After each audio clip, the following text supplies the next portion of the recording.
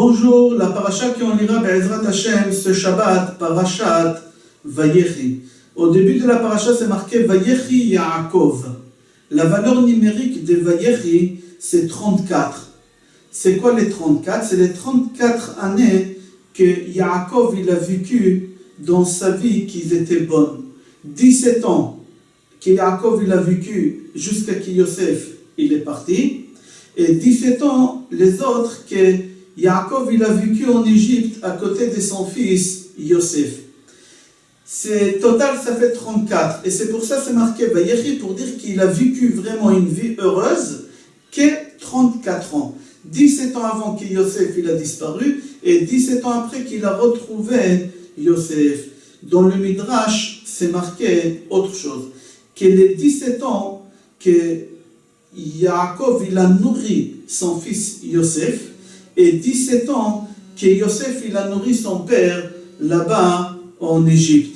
C'est pour ça, total, Vayechi, c'est 34. 17 ans, c'est Yaakov qui a nourri son fils et 17 ans, c'est son fils qui a nourri son père. Le Or HaChaim HaKadosh pose une question et il dit, comment tu dis qu'au moment que Yosef il est venu au monde, jusqu'à qu'il a quitté son père, la vie de Yaakov, ils étaient heureuses, puisqu'on sait qu'il a eu énormément de malheurs. On sait que Lavan, son beau-père, il s'est moqué de lui avec son salaire. Esav, il a essayé de le tuer, il est parti à sa rencontre avec 400 soldats pour lui faire la guerre.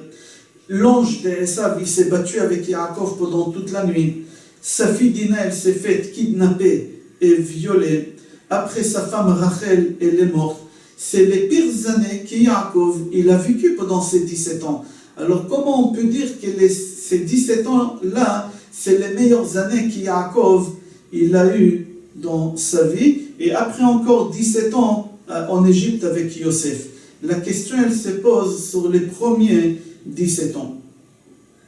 Pour cela, Or HaChaim HaKadosh dit Vayechi Yaakov b'Mitzrayim 17 shana. C'est quoi 17 shana qu'il a vécu en Égypte? C'est uniquement ces 17 ans-là qu'il a vécu en Égypte, c'est ces 17 ans-là qu'ils étaient heureux. Mais les autres 17 ans, il n'était pas heureux. Mais c'est ces 17 ans-là que c'est lui qui a nourri son fils, Yosef. Le Ahari HaKadosh, il rapporte une Gemara Baba Batra, page Nunchet, Amoud Aleph, que Rabbi Menaha, il est parti faire des recherches où il y a des tombes. Et chaque endroit où il a trouvé une tombe, il a fait un signe pour que les gens ils sachent qu'ici il y a une tombe et que les Kohanim ne passent pas devant pour qu'ils ne deviennent pas impurs. C'est marqué aussi que Rabbi Shimon Bar Yochai, on lui a demandé de purifier la ville de Tévéria. C'est marqué dans le Midrash qu'après que Rabbi Shimon Bar Yochai il a été guéri, son beau-père Rabbi Pinchas Ben Yair, il l'a ramené à Hamet Tveria, il a lavé son corps. Et Rabbi Pinchas Ben Yair, il pleurait et les larmes, ils tombaient sur la peau de Rabbi Shimon Bar Yochai parce qu'il avait des fissures et ça l'a brûlé. Et Rabbi Shimon Bar Yochai, il criait, ça lui faisait mal. Et à la fin, il a guéri Rabbi Shimon Bar Yochai. Et au moment que Rabbi Shimon Bar Yochai il a guéri à Tveria, il a demandé aux habitants de Tveria, demandez-moi quelque chose, j'aimerais vous offrir un cadeau. Je ne sais pas quoi, mais demandez-moi quelque chose. Les habitants de Tveria, ils lui ont dit que les Goïm et Marshimam, ils ont cassé tous les tombes de Tveria, ils ont éparpillé les ossements dans toute Tveria. Et on ne sait pas où ils sont les tombes, et on ne sait pas les Kohanim où ils peuvent marcher oui ou non.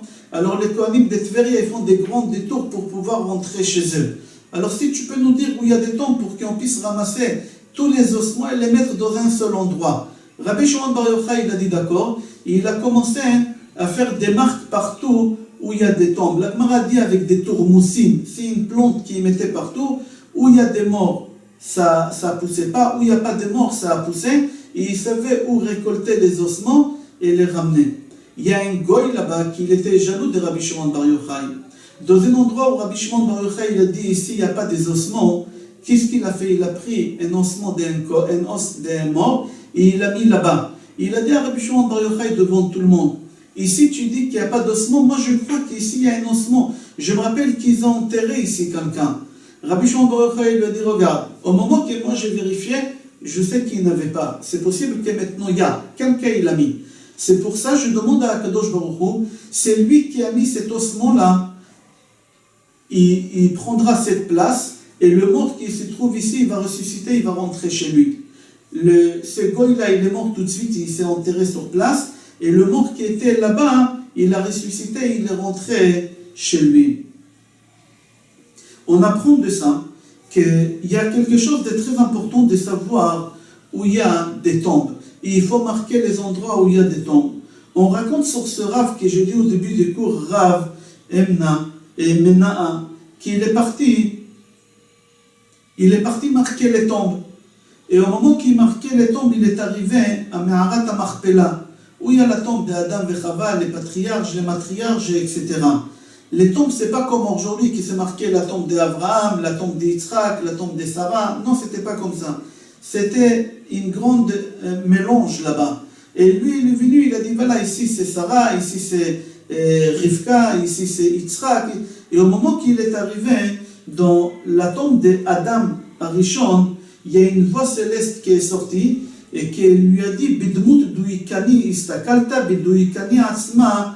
Al-Tistakel, tu n'as pas le droit de regarder. Mais comme il a regardé que le talon de la jambe d'Adam Arishon. Et il a dit que le talon de pied d'Adam Arishon, il ressemblait au soleil. Comme ça, là-bas, la Gemara a dit. Là-bas, la Gemara continue et dit que la beauté de Yaakov, elle ressemblait à la beauté d'Adam Arishon. Et Yosef, il ressemblait aussi à son père. C'est-à-dire, Yosef, il ressemblait à son père, que son père, il ressemblait à Adam Arishon. Il faut savoir, quand on parle des beautés, ce n'est pas la beauté physique. On parle de la beauté intérieure de la personne.